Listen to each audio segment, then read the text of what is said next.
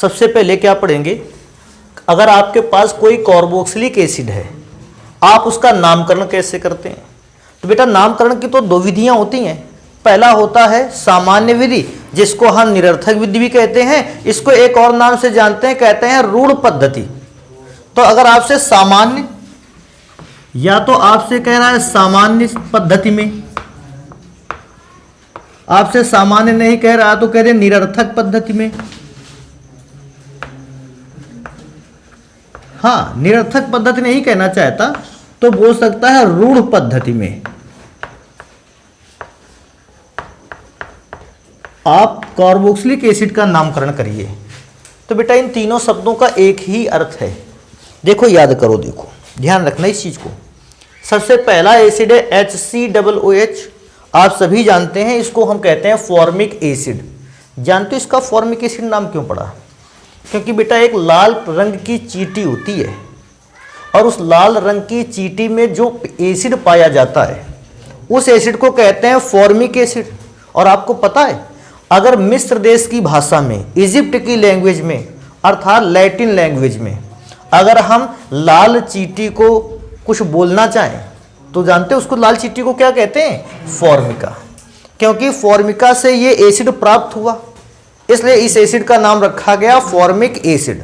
जो सामान्य पद्धति के नाम हैं ये ज्यादातर उस नाम को प्रदर्शित करते हैं जिनसे ये बनकर तैयार हुए हैं। जैसे फॉर्मिका या लाल चींटी से बनकर तैयार होता है फॉर्मिक एसिड, तो नाम फॉर्मिक एसिड रख दिया गया क्योंकि फॉर्मिका से मिल रहा है। नेक्स्ट नंबर पे आते हैं। अगला फॉर्मूला है CH3COOH। इसको क्या कहते हैं? Acetic acid. अब एसिटिक एसिड प्राप्त कहां से होता है? गन्ने के रस से या सिरके से। और जानते हो गन्ने के रस या सिरके का नाम क्या है? एसीटम। और क्योंकि एसीटम कहते हैं सिरके को या गन्ने के रस को, और इसी से तो बनकर तैयार होता है क्या? Acetic acid.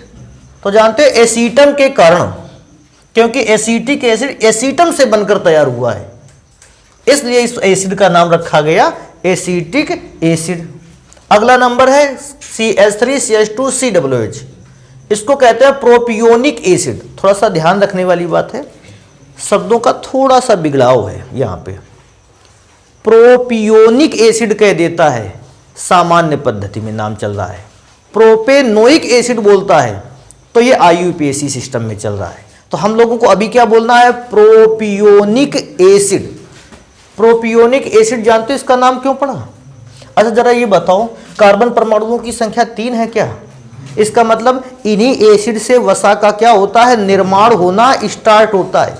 ये पहले ऐसे सदस्य होते हैं जो वसा को निर्मित करते हैं। तो प्रोपियोन जो शब्द यहां पर आया, ये दो शब्दों से मिलकर बना है। कौन कौन से? प्रो और दूसरा पियोन। प्रो का मतलब जानते हो क्या होता है? तुम लोगों ने गेम खेला है कभी?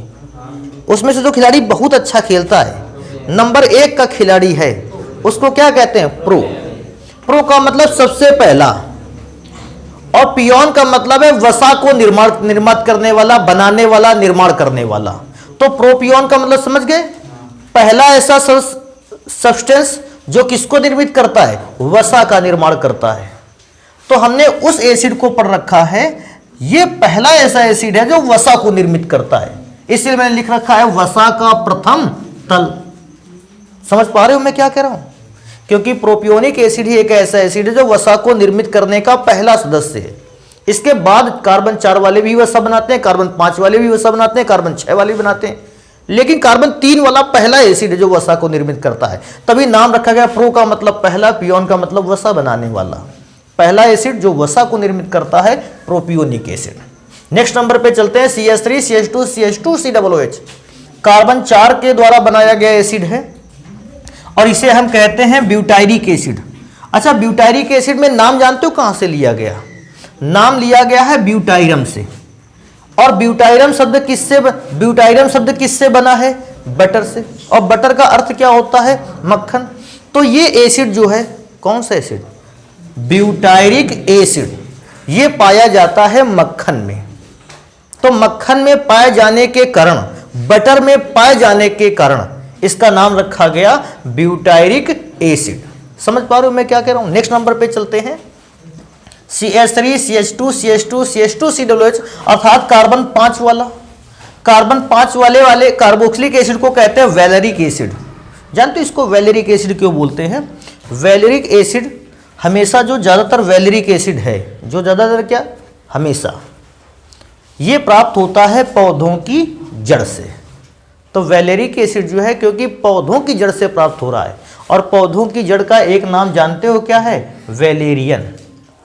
तो अगर मैं एक नॉर्मल से शब्द का यूज करूं, या तो मैं कह सकता हूं पौधों की जड़ से प्राप्त होने वाला एसिड, या मैं कहता हूं वैलेरियन से प्राप्त होने वाला एसिड। क्योंकि ये एसिड वैलेरियन से प्राप्त हो रहा है, इसलिए इसका नाम क्या रखा जाएगा? वैलेरिक एसिड। समझ पा रहे हो? आगे चलते हैं। अच्छा, कहोगे सर इनका क्या है? बेटा इनका ये है कि ये कभी कभी अपने यहाँ बोर्ड परीक्षाओं में आए हैं, इसलिए इनके नाम मैंने यहाँ लिख रखे हैं। सॉरी, अभी तो फॉर्मूला लिख रखा है, नाम अब लिखे देते हैं। और नाम लिखने के लिए कहेगा तो देखो, सबसे पहले इनको जान गए हो ना? ठीक है। अब बेटा इसका नाम पढ़ने के लिए कहेगा तो सबसे पहले कार्बन कितने हैं ये गिन पाओगे? 3। और कार्बन 3 वाले एसिड को जानते हो आप क्या कहते थे? Propionic acid. तो आप इनका नाम सबसे पहले लिख लीजिए, प्रोपियोनिक। क्या इससे तो किसी को परेशानी नहीं है? अगर परेशानी नहीं है तो अब मैं बताता हूं, क्योंकि आप सामान्य पद्धति को पढ़ रहे हैं, इसमें थोड़ा सा याद रखिएगा। ये तो क्रियात्मक समूह COOH है। क्रियात्मक समूह के जस्ट बगल में जो कार्बन होता है इसको हम कहते हैं अल्फा कार्बन, और उसके भी जस्ट बगल में जो कार्बन होता है उसको क्या कहते हैं? बीटा। और अभी तो यहीं से खत्म है, और भी पीछे होता तो उसका नाम गामा, उसके भी पीछे डेल्टा, सीरीज इसी प्रकार से आगे चलती, लेकिन अभी के लिए वो मिला नहीं हम लोगों को। अच्छा, क्या जानते हो अल्फा की पोजीशन पे OH ग्रुप लगा है क्या? तो इसको तो ऐसा भी पढ़ सकते हैं ना, अल्फा OH ग्रुप को क्या पढ़ते हो? हाइड्रोक्सी। तो अल्फा हाइड्रोक्सी, और अल्फा हाइड्रोक्सी कौन से फॉर्मूले पर लगा है? प्रोपेनोइक एसिड पर। तो क्या इसका नाम समझ में आ जाएगा? नेक्स्ट पे चलते हैं, और नेक्स्ट पे चलते क्या, देखो भैया इसको सब ढंग से समझो। बेटा इसमें से सबसे पहला काम तुम्हारा ये है कि इस फॉर्मूले के अंतर्गत आप आने वाले कार्बन एटम की संख्या को सबसे पहले पढ़ डालो। कार्बन एटम, तो कहोगे सर जी कार्बन एटम पूरे गिन लें? हाँ बेटा गिन लो, 1 2 3 4। कार्बन एटम अगर 4 हैं, नंबर इधर से डालेंगे, तो इसको तो छोड़ ही देते हैं। इसको नंबर क्या डालते हैं? अल्फा। इसको नंबर क्या देते हैं? बीटा। और इसको नंबर क्या देते हैं? गामा। हालांकि अगर गामा भी लिख लिया इसका भी कोई अर्थ नहीं। क्यों? जो भी ग्रुप लगा है वो कौन सी पोजीशन पे लगा है? बीटा। वहीं से मतलब रहेगा। वैसे तो ये बताओ कार्बन 4 है तो इसको कौन सा एसिड कहा जाए? तो कार्बन 4 के कारण ब्यूटायरिक एसिड। अच्छा, ब्यूटायरिक एसिड तो इसलिए भी मैंने इसका नाम दे दिया क्योंकि ये बटर से, मक्खन से प्राप्त होता है, और जब भी ये एसिड क्योंकि मक्खन से प्राप्त हो रहा है, ब्यूटायरिक एसिड। अच्छा, ब्यूटायरिक एसिड में भी इस बात को देखना होगा कि अल्फा कार्बन पे तो कुछ भी नहीं है, बीटा कार्बन पर CH3 ग्रुप लगा हुआ है, तो बीटा पोजीशन पर CH3 ग्रुप को कहते हैं मेथाइल। तो बीटा मिथाइल, और बेटा क्योंकि कार्बन 4 थे, ब्यूटायरिक एसिड। अभी एक काम करेंगे, ये तो हो गए बेटा तुम्हारे सामान्य पद्धति के नाम, तुम्हारे नहीं, कार्बोक्सिलिक अम्लों के। ठीक है, अभी कार्बोक्सिलिक अम्लों के ही IUPAC नाम देखते हैं, तो इसको जल्दी से भैया नोट कर लो। नोट हो गया ना? ठीक है, चालू करें। देखो, कार्बोक्सिलिक एसिड के अगर आपको IUPAC नाम पढ़ने हैं, आपको कुछ बातें तो याद रख लेनी चाहिए। वैसे ये सारी बातें जो है क्लास 11th पर रहती हैं, और या तो क्लास 10th पर रहती हैं। कार्बन एक एटम को जानते हो क्या कहते हो? मेथ। ऊपर लिख लेते हैं एक। कार्बन के एटम अगर 2 होते हैं तो उसको क्या बोलते हैं? एथ। कार्बन के एटम अगर 3 होते हैं, प्रोप। कार्बन के अगर एटम 4 होते हैं, ब्यूट। कार्बन के एटम 5 होते हैं। इस प्रकार से तो आपने पढ़ा ही होगा इसके पहले। ठीक है, अगर पढ़ रखा है इस चीज को तो बिल्कुल सही है। नाम देखो कैसे पढ़ेंगे। सबसे पहले तो गिनो इसमें से कार्बन कितने हैं। एक को पढ़ेंगे मेथेन। मेथेन। और बेटा क्योंकि COOH लगा है, नाम के लास्ट में लगाया जाएगा ओइक एसिड, तो जब ओइक एसिड लगाएंगे तो इसका ई हटा देंगे, मेथेनोइक एसिड। जानते हैं नेक्स्ट वाले का नाम क्या होना चाहिए? कार्बन एटम की संख्या 2 है और 2 को आप जानते हैं क्या कहते थे? एथेन। तो एथेन और नाम के लास्ट में क्या लगाना चाहिए? Oic acid. क्योंकि COOH को देखते ही नाम के लास्ट में ओइक एसिड लगा दो। नेक्स्ट पे आते हैं, कार्बन एटम की संख्या 3 है, प्रोप या प्रोपेन। कोई ऐसा भी पूछ सकता है सर जी प्रोपेन क्यों लिखा, प्रोप केवल क्यों नहीं लिखा? क्योंकि आपको यह बताना होता है कि आपने जो भी एसिड लिख रखा है उसमें कार्बन एटम के बीच में बॉन्ड कौन सा आ रहा है? सिंगल। और सिंगल बॉन्ड के कारण नाम के लास्ट में एन लगता है। अच्छा, डबल बॉन्ड होता क्या होता? इन। और ट्रिपल बॉन्ड लग जाता तो आइन। तो क्योंकि सिंगल बॉन्ड इसलिए प्रोपेनोइक, प्रोपेन, एन इसलिए लगाया गया। नेक्स्ट पे चलेंगे, कार्बन 4 है और बॉन्ड सिंगल है तो ब्यूटेनोइक